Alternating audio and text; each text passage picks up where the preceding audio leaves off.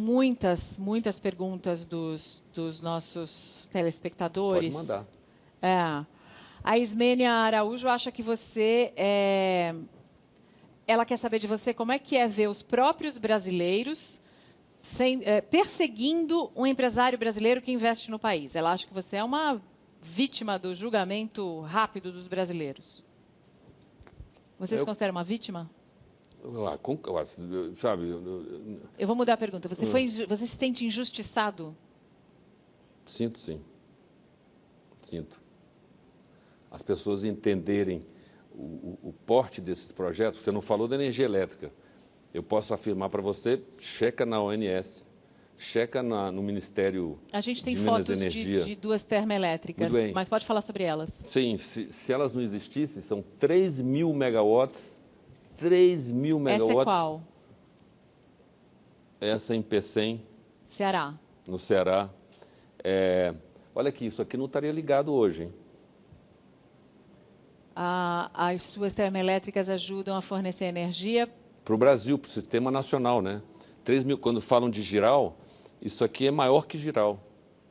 As plantas que eu construí no Ceará e no Maranhão, em São Luís e no interior do Maranhão, com gás que eu descobri no maior campo de gás em terra. E isso ainda é seu? Não, no fundo, isso para eliminar as dívidas, tudo foi para os credores. Para eliminar as dívidas, o que sobrou de todas as empresas X? O que sobrou para você? Pequenas participações desses ativos, né? E, enfim, recursos para eu recomeçar, é o que eu estou fazendo. Se você se sentiu injustiçado, eu imagino que se 5 milhões é pouco, você faz parte de uma classe social que pode muito bem mudar para Miami amanhã, como muitos fizeram. Por que você não saiu do Brasil? Você já pensou nisso? Seus amigos te disseram isso? Daqui eu não saio, não. Porque, olha, os meus Tori e Olin são apaixonados pelo Brasil e o Baldo não sabe ainda se ele é ou não é, mas vai ser. Então, olha, eu no ano 2000, de uma maneira muito consciente, decidi, olha, eu vou gastar toda a minha energia no Brasil para consertar o que for consertável e onde eu sou bom. Então, nessa área de geração de energia, logística, é difícil competir com os projetos que a gente botou em pé. Bom, então... E o triste é que ninguém sabe, quer dizer, tem um vácuo aí, um buraco negro, que, graças a Deus, vocês estão abrindo a porta para que isso seja mostrado no Brasil e vocês vão provocar outros, com certeza. Você já acabou respondendo a pergunta do Anderson Martins, que queria saber se era possível criar um empreendimento no ramo logístico sem ser atingido pela crise ou pela maneira como as coisas são feitas aqui no país. Na verdade, o Açu foi feito para todos os brasileiros, empresas brasileiras e estrangeiras. Use o Açu, não queira construir um novo. Esse negócio do Brasil de construir 10 estaleiros, né, nós vamos fechar 9, 8. Que tristeza, né? Quer dizer, é uma falta de entendimento do que deve ser feito, onde se deve concentrar recursos e fazer. A gente podia ter feito 2 melhores estaleiros do mundo, com a melhor tecnologia japonesa ou coreana. Eu, por exemplo, no Açu trouxe os coreanos. Eu gastei $200 milhões para comprar tecnologia coreana para levar para o Brasil e fazer disso, em vez do ITA, o ITN, Instituto Tecnológico Naval, que ia nascer dali, tá? E estava esperando, obviamente, fabricar as sondas e os equipamentos para a OGX, o meu petróleo, mas também para fornecer para outros. E esperava ganhar algumas sondas, dessas sondas que a Petrobras encomendou. Eu não levei nenhuma. Então, falam que eu sou empresário, né? Empresário do PT. Você não é um empresário do PT? Olha, eu sou empresário do Brasil. Sempre fui. Minha família, olha, meu pai sempre nos ensinou a ser apolítico. E eu tenho operações no estado do Ceará, que é o Cid Gomes, que é do PSB, né? Tanto partido 32 partidos. Eu me confundo um pouquinho, me desculpem. Em Minas Gerais, da Anastasia, e PSDB. antes do Anastasia, do PSDB, o senador Aécio. Então, nós temos projetos em todos esses estados. Eu lá tenho que ser de algum partido? tá certo? E se fosse, estaria eu nesse problema? Mas é porque as pessoas acreditam que você tenha sido favorecido durante o governo Lula e Dilma, durante o governo PT. Se tivesse me dado os 10 bilhões de reais do BNDES, eu até diria que sim. É, bonito, não levei nada. Ou um bloquinho do pré-sal? Ou um pedaço do pré-sal. Imagina meus 110 furos que eu furei se eu tivesse furado o pré-sal. Olha, eu garanto a vocês que teria mais 300 mil barris de produção para o Brasil. Quanto no final você recebeu mesmo de fato do BNDES? Do BNDES, de novo, o dinheiro o Tesouro repassa ao BNDES literalmente a custo zero. Ele vai e empresta as taxas que você falou ali. Então, tudo que ele ganhou nessa diferença, o BNDES, essa história que perdeu comigo, o BNDES ganhou comigo. Vai lá no balanço. Tem um negócio chamado BNDES transparente. Está né? nessa transparência. Por favor, no mundo da internet, se informem. E não deixem os desinformados desinformá-los. A gente tinha essa manchete aqui, eu não sei, eu pedi, quando estiver pronta, Mauro. Deixa eu aproveitar para fazer uma pergunta que está chegando, que é bastante, é uma questão que é feita constantemente, que é em relação ainda a dívidas, que é a questão desse put não realizado na OGX, que seria da casa aí de mais de R$1 bilhão. Por exemplo, o Ismael Carvalho, ele pede para que você esclareça essa questão, por favor. Claro. Olha, a OGX tinha uma dívida de 5,7 bilhões de dólares com os credores. Esses credores, passaram a ser os maiores acionistas da companhia. Né? Eles na verdade, controlam a companhia. E eles cancelaram o meu put por essa negociação. Eu não fiquei negociando anos com eles. Eu aceitei todo o pedido do credor, que no fundo é ele que manda nessa hora, né? Ele que é dono, né? É que nem qualquer cidadão comum que tem uma dívida com o banco, infelizmente é o banco que acaba mandando em você. Você vai ter que entregar o que você se comprometeu. E eu entreguei assim de uma maneira muito rápida. Então, nos Estados Unidos, e eram credores estrangeiros, não é vergonha você fracassar. O que é vergonha é você não negociar de peito aberto, né? De kimono aberto. Foi o que eu fiz. Isso foi compreendido. E, nesse contexto, a put foi cancelada. Tão simples quanto isso. Você disse que não deve para ninguém. Alguém deve para você? Se alguém me deve... deixa eu ver. Não pensei nisso. Você sabe que quando olha, talvez... Vou te dizer. Talvez os mais de 100 executivos que trabalharam comigo... que estejam felizes onde estão, mas eu acho que aquela crítica que vem deles é uma coisa assim que eu não acho saudável, sabe? Devia ter um santinho meu na casa deles, assim, né? E toda manhã cedo dá um beijinho nesse santinho que deixou tanta riqueza para eles, tá certo? Que toquem as suas vidas, mas aí dívida... Esses executivos ficaram ricos com você? Levanta você, acho que sim. Eu sei que alguns ficaram milionários, que viram bastante dinheiro aproveitando a subida. Claro. Mas é que as pessoas... Você é um bom vendedor, tem uma boa oratória, tem um jeito de se apresentar que convence. Então, isso acabou fazendo diferença. E até por causa disso, agora vem as críticas. Claro. Mas, se você vê... O que é o Brasil hoje? Quando você empreende um projeto desse tamanho, que é um pouco difícil para as pessoas, enfim, entenderem a magnitude dessas coisas, o Brasil, na execução desses projetos, quando você é muito bom, você atrasa 2 anos. Virou meio que uma realidade do Brasil, né? Porque olha, as pessoas que estão lá construindo têm o direito de fazer greve. Então, você para mesmo. Para 1 mês, 2 meses, meio que o resultado da nossa democracia. Tá ótimo, é assim, mas você tem que botar lá. O meio ambiente, ele no Brasil, eu acho que é importantíssimo a gente tomar conta do meio ambiente, não tem dúvida, e que as leis sejam super rígidas. Porém, no Brasil, o coitado do cara lá que assina, o diretor da agência, né? Ele vai para a cadeia, né? Se acontecer um vazamento num projeto que ele aprovou, né? Então, deveria ter um sistema de seguro e não bloquear um projeto que faz bem ao Brasil. Então, sabe, a sociedade Você é teria muito patriota, está parecendo. É? Eu Muito. acho que sim, sou. O Luiz Pedro quer saber se você pensa em ser candidato. Já pensou em ser candidato a algum cargo político? Quem sabe? I don't know. Pode ser. Quem sabe? Olha, até hoje eu sempre servi melhor ao Brasil construindo projetos. E eu tenho uma leva de novos projetos aí na área de biotecnologia, que eu acredito muito, coisas do futuro. Eu te liguei, você estava na Rússia. Liguei de novo, você estava indo para a China. Que negócios são esses? Não vai falar que viajou a lazer, que eu não acredito.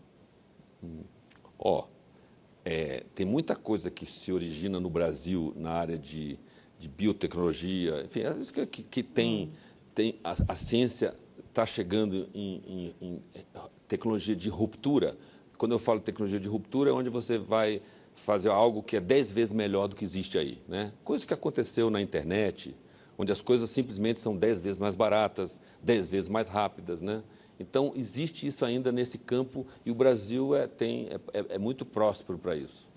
Então, aí existe um interesse nesses países para esse tipo de Você está me dando só a dica, mas não está falando, Não, né? não vou falar também. Não vai falar. Não, Faz não vou, muito não. bem. Agora, pelo menos, uma mudança de Ike falar. Batista. Não Eu vai não mais vou falar. Mauro, por favor. Houve um tempo, porém, você até já se penitenciou e que você falava e que você divulgava muito as expectativas que tinha para suas empresas.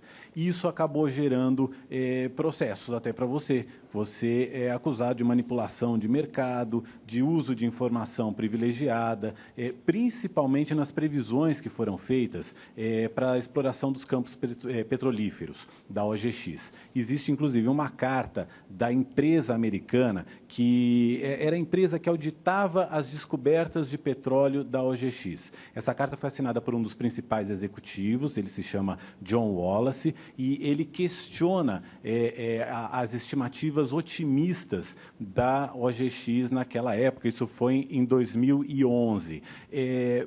Ike, você sabia que aqueles poços de petróleo não tinham tanto petróleo quanto estavam sendo anunciados pela sua empresa? Como é que isso confere se eu não vendi nenhuma ação que me pertencia e tenho elas até hoje? Não entendi a sua pergunta. Mas houve pessoas que compraram ações da empresa esperando um retorno em cima das previsões, das expectativas que eram criadas. Eu também. Eu também achava que nós íamos produzir. Até a conclusão final dos técnicos que fizeram o estudo final, quando o estudo final foi feito, conclusivo, tá certo? Aí a gente anunciou que foi em junho, julho de 2013. Foi essa data precisa. Só aí podia se falar que era conclusivo. Antes disso, ia ser uma especulação dos dois lados. Não podia se falar nada. Você optou, desculpa, Mariana, você optou por ouvir os mais otimistas? Não optei. Eu optei, o corpo técnico da companhia, nós chamamos os melhores especialistas do mundo para fazer esse estudo esse que foi divulgado naquela data. Dizem que alguns executivos eram mais otimistas porque os bônus da sua companhia eram muito agressivos também. Mas isso sempre é assim. Você sabe que empresa, por exemplo, o geólogo numa empresa é sempre mais otimista. O engenheiro de reservatório é mais pessimista, entendeu? Então você fica entre os dois. No fundo, você acaba tendo que contratar uma empresa externa para te fazer essa auditoria geral e dar para você e para o conselho, para todo mundo, a opinião final. Então, o que foi, por exemplo, para mim, que criou tantas empresas de sucesso na área de ouro, eu não falhei construindo uma mina de ouro ou uma mina de minério de ferro. No petróleo, eu, infelizmente, investi muito, a maior parte do meu patrimônio, e a produtividade não veio. Nós achamos petróleo, né? Aí, inclusive, só para te dar uma ideia, vieram na época ideias assim, possibilidades de você, da mesma maneira que fazem o craqueamento do gás de xisto nos Estados Unidos, você explode a rocha, você eventualmente craquear a rocha para liberar o petróleo. Só que você, a 400 metros abaixo d'água, você não faz isso, porque imagina começa a vazar petróleo. O problema que aconteceu com a Chevron. Então, existia, inclusive, várias possibilidades técnicas que foram sugeridas, só que ninguém queria correr esse risco, que aí é um risco ambiental que ninguém ia, né? Aí era um desastre, aí, né, era insuportável. Mas, no fundo, o final dessa história é que a palavra final foi dada pela empresa que foi contratada pela administração, pelo conselho, para dar a pedra final, que foi, e eu aí não vendi minhas ações. Eu estou na mesma posição que o acionista. Só para lembrar, quando o governo do Brasil, em maio de 2013, 2 meses antes, fez uma nova rodada, a 11ª rodada, a OGX ganhou blocos em parceria 50-50 com a Exxon e com a Total, 2 multinacionais extraordinárias. O que eu ia achar da minha equipe técnica? Poxa, e eu via dos estrangeiros, pô, sua equipe técnica é extraordinária. Você trouxe muita gente da Petrobras. E ganhamos. Ganhamos blocos na 11ª rodada, isso 2 meses antes desse relatório. Aí se você tivesse sentado lá comigo, pô, eu sou sócio agora em blocos junto com a Exxon, maior petrolífera do mundo, e a Total, a maior petrolífera francesa. O que você ia dizer? Você ia desconfiar do seu pessoal? Não, desculpa. Agora o relatório veio, foi anunciado. E eu estou na mesma posição que infelizmente, que esse acionista que junto comigo apostou, ele apostou comigo que a gente podia ganhar talvez 5 vezes, 10 vezes o dinheiro que a gente investiu. Senão eu não ficaria, eu teria vendido minhas ações. Então, eu, sinceramente... Você é um capitão que ficou dentro do navio e o navio afundando, perfeito, e você ficou no navio. Perfeito, perfeito. Fiquei lá até o final. Estou lá até hoje. Estou lá até hoje. Curioso? Então, é muito fácil, né? No Brasil, sabe, eu sou notista para qualquer tipo de coisa, né? O Fabergé, que vale 34 milhões de dólares, quer pagar 34 milhões de dólares nesse ovo? Não. Dou 10 agora. De dólar? 10 real. É um negócio assim, comigo tudo vira gigante, né? Tudo extrapolado de uma maneira, enfim, superlativa. Então é assim, eu sou um animal meio, né, um panda tropical, sei lá. Você chegou a ter um patrimônio de 30 bi. E quanto faturava? É que era muito desproporcional a isso. Esse foi o problema? Não, não é assim. Você quando investe em projeto de longo prazo, você fica investindo 5, 6, 7 anos. Essa cultura também não se tem no Brasil, né? E depois, de repente, você faz assim. Vum. A cultura no Brasil é o quê? Mais imediatista? É lógico. Você bota um gado no pasto e em um ano tem um bezerro. Aí você já ganhou dinheiro com o bezerro. Você vai plantar cana, você colhe em um ano. Você precisava de mais tempo? Ah, 100%. Se você me perguntar, um dos meus erros foram ter criado um fundo nessa época para meio que comprar as ações, né, para elas não derreterem, porque o mercado de capitais ele cobra o resultado trimestral. Aí você tem um atraso de 1, 2 anos no seu projeto, afunda tudo. Você pode ter o melhor projeto do mundo. O mercado de capitais é esquizofrênico, ele te pune na hora. E ele é bastante emotivo, né? Saiu uma coisinha ruim, afeta todo o resto. É lógico, enquanto você está investindo. Eu brincava, né? Essas termoelétricas que você viu ali, custaram, a do Ceará, nós investimos 6 bilhões de reais. Ela só começa a gerar 1 watt de energia na hora que está tudo pronto. Aí você fica lá 6 anos investindo. Enquanto você não liga aquilo tudo, tem 6 bilhões investindo. Enquanto não liga, você não leva choque em lugar nenhum. E no balanço lá do trimestre, na Bolsa, prejuízo. Espera aí, prejuízo? Olha o curioso, no caso específico da energia, essas plantas tinham 20 anos de energia vendida na frente. Tinha recebíveis de 20 bilhões de reais. E ninguém aguentava, não aguentou o atraso desse período. Que cultura é essa? Estamos fritos, né? Quando você faz a coisa certa. Olha, o certo não dura um ano só, não. O grande, vocês me desculpem, não é assim que funciona o mundo real. Então, essa cultura de não entender o atraso, né? E aí, se eu tivesse dinheiro de private equity, né? Tanto que tudo que eu fizer agora, eu não vou buscar dinheiro em bolsa. Não, de fundos privados de investimento. Fundos soberanos, fundos privados. Esses fundos ficam com você 10 anos. Você não vai mais abrir nenhum capital? Você não vai mais abrir a capital das suas empresas na bolsa? Olha, só se a gente criar algo assim excepcional e me insistirem muito, who knows?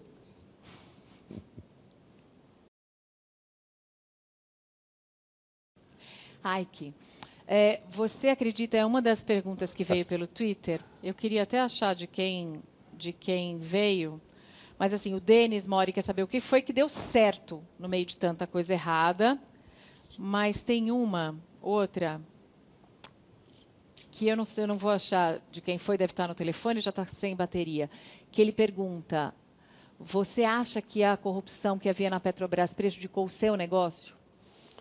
Olha, eu não ganhei sondas para botar no meu estaleiro. Eu não usei as grandes empreiteiras que estão aí para construir meu estaleiro, meu porto, né? O Açu, que o Mauro foi visitar, foi construído por empresas espanholas, que até trouxeram tecnologia nova, né? Aqueles blocos gigantes, né? Não sei se você viu. Eu diria que sim. Mas você se associou com a Odebrecht no consórcio do Maracanã? Ah, sim. E depois saiu? Mas eu trazia o conteúdo. Eu tinha uma empresa chamada IMX, que tinha aquela empresa IMG, que é americana, que patrocinava Deixa eu torneios de esclarecer um golfe. negócio. Eu vou te interromper. É horrível fazer isso, Claro. mas você disse uma coisa. Você trouxe empresas espanholas para fazer o seu porto, para fazer os seus negócios. Você não faz negócio, você não trabalha com essas grandes empreiteiras aqui do Brasil? Não trabalhei. As empresas brasileiras que trabalharam no Porto do Açu foram empresas menores de Minas Gerais, do sul do Brasil. Por quê? Porque a gente preferiu trabalhar com eles. Sabe? Engraçado. Não chamamos E os espanhóis interessados no Brasil, até porque a Espanha estava muito mal, veio a Acciona, que vocês conhecem, veio uma outra chamada FCC, e obviamente eles tinham um know-how de construção que não tinha no Brasil, que é fazer blocos gigantes para construir os nossos quebra-mar do Açu. Foi construído com esse método diferenciado que fez a diferença. Em vez de você colocar pedra, que nem o Obelix lá, né? Ficar jogando pedra lá, você brota aqueles blocos gigantes de concreto. Então, era a tecnologia que eu precisava deles, então tinha que ser eles. Você se disse patriota e tem muito amor pelo Rio de Janeiro, pela cidade, pelo estado do Rio. Como é que está hoje o Hotel Glória, por exemplo? Olha, a dívida que eu paguei na semana passada, segunda-feira, eu acho, foi para a última dívida com o BNDES em relação ao Glória. Então, nós estamos engenheirando para que o Glória fique em pé e vire a Glória, uma glória para o Rio de Janeiro. Então, vai ser, se Deus quiser, um hotel de 5 estrelas especial. Até porque a localização é especial, né? Não, e vai ficar pronto para a Olimpíada. Vai? Não, não vai. Não vai. 2016? Não vai. Não dá mais. Essa minha negociação da minha dívida, houve muitos atrasos. Não vou prometer que vai ficar pronto para a Olimpíada, não. Só vou entregar quando estiver pronto. O Glória acabou sendo um bom negócio, pelo menos? Comprar por 80, vender por 200? É bom, né? Bom, né? Mas eu não entendi vendi. Eu não vendi, eu comprei de volta. Eu não entendi. Você comprou de volta? Explica o que aconteceu com o Glória. Você comprou o Glória por 80 milhões. E? Conta, ai. Ué, se eu acertei toda a minha dívida. É Akron? Se eu acertei toda a minha dívida, né? Acertei tudo. Alguma coisa sobrou. Sobrou o Glória? Deixa eu ver se sobrou o Glória. O Glória sobrou o Glória. Eu vou te comparar com o Donald Trump, que é dono do Plaza. Pronto. Eu vou te comparar com o Donald Trump, que é dono do Plaza. Não me compara com ele, não, por favor. Não. Por quê? Não escolhe outro. Por quê? Por causa da franja? Não, sei lá. Sei lá. Tem outro? Ajuda aí, gente. Com quem vocês querem comparar o Ike? Com quem que você gostaria de se comparar, então? Ele só faz prédio, pô. Tá bom, com quem? Com o Lee Iacocca ou com o Henry Ford? Porque eu gosto muito do Iacocca, mas o Ford é que era o dono. Assim como, olha, eu tenho uma profunda admiração pelo Elon Musk. Esse americano do carro elétrico, do SpaceX. Esse é uma pessoa que diferenciada. Carro elétrico, hein? O futuro pode estar aí, viu? As pessoas que investiram em petróleo... Depende. E se você resolver o problema do CO2? Você, no caso, eu não. Você, no caso, você. Isso. Nós, né? Não sei. Que você tem acompanhado investigações da Polícia Federal, as denúncias da Operação Lava Jato, tem alguma coisa a ver com o fato de você não ter escolhido esses parceiros para os seus negócios? Não sabia, né? Eu vou saber o que eles estão fazendo? Não entendi. Mas não dá para conhecer? Não conhece antes? Por que eles estão sendo investigados? O que eles estavam fazendo? Não. O que eu quero saber é se você se sentiu prejudicado pela corrupção que havia dentro da Petrobras, e você já disse que sim, porque não houve favorecimento. Vamos lá. No Brasil, ficou assim. Eu desenhei o Açu para que quem quisesse eficiência se rendesse a ele. Uma coisa... Sabe aquela pessoa que desenvolve um shopping center e todo mundo quer ir para lá?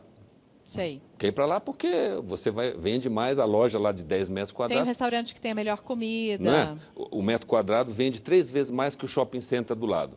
Eu desenhei o Açu assim. Então, eu vou desenhar isso aqui e todo mundo vai vir por causa da eficiência. Não. O Brasil que a gente tinha ia por... Não, vamos fazer outro porto. Gasta mais bilhão para o lado de cá, bilhão para o lado de cá. Existe uma cultura de construir coisas que vão de algum lugar para lugar nenhum. A gente tem isso no Brasil, realmente. Assim, pontes que não levam de nada para lugar nenhum. A gente já viu isso em várias reportagens. Mas é essa cultura que você estava tentando quebrar. Você deve ter irritado muita gente no caminho. Com certeza. E eu acho que muita gente me atacou por isso. Mas eu tenho certeza disso. Você se sentiu atacado? De que maneira? Você vê, como é que as pessoas conseguiram esconder um projeto do tamanho do Açu, que é o maior projeto em Porto Indústria do mundo? Alguém me explique isso. Como assim esconder? Esconder. Vocês não conheciam, desculpa, vocês são pessoas... Fica longe. Não, é PowerPoint, é no papel, né? Como? As termoelétricas no Ceará... Meu Deus do céu, aquilo ali...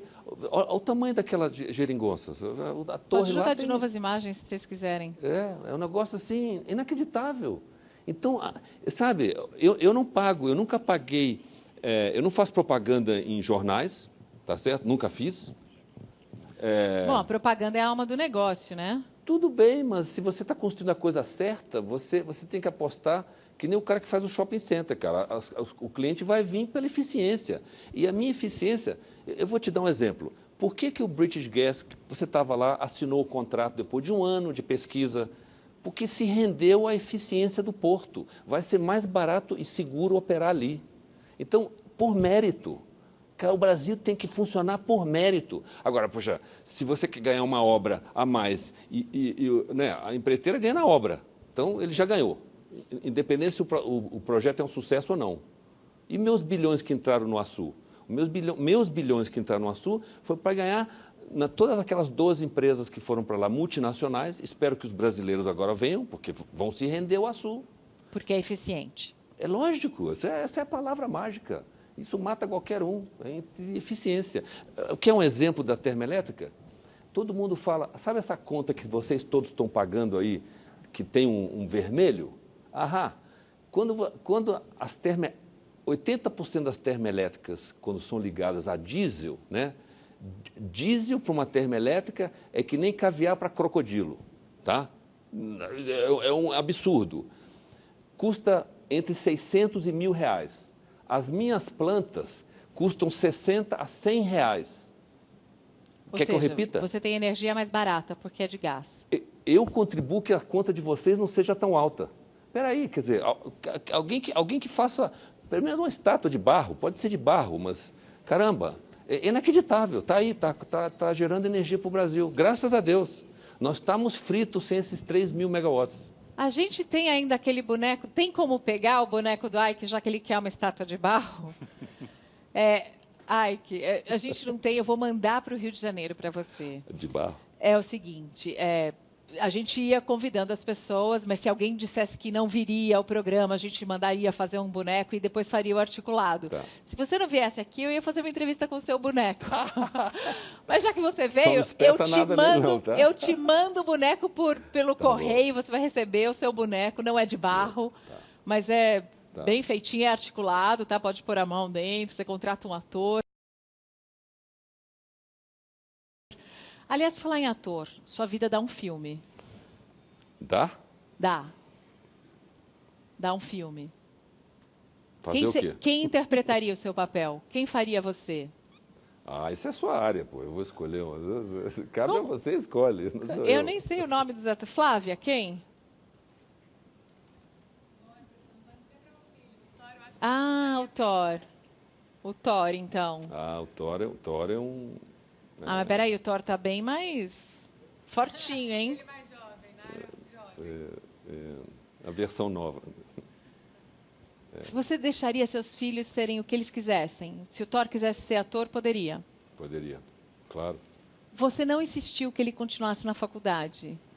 Não. Vamos lá. Não. Eu sempre disse, olha, Thor, aqui a vida é um mix. Você aprenda a teoria, porque essa é a base, né, de tudo. Né? E agora, você forçar os seus filhos a fazer as coisas, eu sinceramente, se meu filho mais novo quer ser DJ e tocar música, vou deixar ele ir atrás da vocação dele. Se o Balder quiser ser geólogo, você vai deixar? Claro, eu vou puxar ele para trabalhar comigo, algo que eu consegui com Thor, graças a Deus, que é um privilégio você ter um filho como ele, junto com você, e no fundo essa crise foi assim, espetacular, porque juntou, né? Fez assim uma união, ele sofreu, claro, né? Enfim. Você entrou em depressão? Não. Você sentiu que você decepcionou o seu pai? Não. Você quando, olha... Seu pai é lúcido, tem mais de 90 anos, doutor Eliezer. É o seguinte... O que ele te disse? Quando você sabe que fez a coisa certa, vá em frente, tá certo? Se Deus me tirou toda essa riqueza, que é um patrimônio, o que importa são esses legados que vão ficar aqui, tá? Mudou a sua meta de vida? Mudou? Fez um shift para algum lado? Olha, se eu sei criar coisas assim, eu vou continuar criando ativos assim. Eu gosto da comparação do pintor, né? Um pintor que pinta um quadro bacana, eventualmente sabe pintar 2 ou 3, né? Deixa eu continuar pintando. E tem muita gente que, sabe, principalmente o investidor estrangeiro, que sabe o que eu já criei, né? Porque não é fácil você desenhar esses projetos. Você tem que ter uma visão holística, né? 360 graus das coisas, que são complexas. Você continua com essa visão? Continuo. Mauro? Exatamente, é sobre isso que um internauta pergunta para você, o Jean Carvalho Silva. Ele está perguntando se você, no seu livro, ele fala, no seu livro você enaltece a visão 360 graus, né? Se você ainda considera essa visão eficaz. E eu queria até acrescentar, eu queria que você se comparasse um pouquinho com o Jorge Paulo Lemann, que é atualmente o homem mais rico do Brasil, e que é muito famoso por empregar métodos de controle, de processo nas suas empresas. Que semelhanças e diferenças existiriam entre vocês? Corretíssimo ele. Por exemplo, se você vê ali, controles são absolutamente necessários, né? Eu falhei em alguma daquelas minhas próprias... Só que quando eu cresci muito rápido, crescimento muito rápido não permite você vigiar todas aquelas coisas que você estava fazendo, né? Então, você depende muito das pessoas que estão em volta de você. Então, infelizmente, crescimento muito rápido não necessariamente te permite a chamar pessoas competentes na mesma velocidade dos projetos. Eles só ficaram em pé e só consegui pagar minhas dívidas pela qualidade dos ativos no conceito, na montagem original. Mas os atrasos, né? Aí é gente que tem que tá no mesmo nível que você. Não adianta só eu aplicar o 360 graus. Os outros 10 mil funcionários têm que aplicar também. E, nesse sentido, o Jorge Paulo é extraordinário. Ele tem uma máquina de gestão que é ímpar, né? Ele sabe reduzir custo, controles, né? É isso que eu tenho que aprimorar, sem dúvida nenhuma. Não é só... Você pode criar o melhor projeto do mundo, mas, olha, se você não tiver a gestão do tipo do Jorge Paulo, você vai afundar. E no conceito de gestão, eu tenho isso no meu 360 graus. Só que todo mundo tem que aplicar isso. E eu não posso crescer tão rápido. Se você fizer uma comparação, ninguém no mundo criou uma riqueza tão rápida, né? Então, quer dizer, o curioso é o seguinte, foi a riqueza mais louca, né, em velocidade, foi a mais rápida em queda, mas também foi a mais rápida em zerar ela, né? Zerar a dívida. Interessante. Então, tem vários vetores curiosos.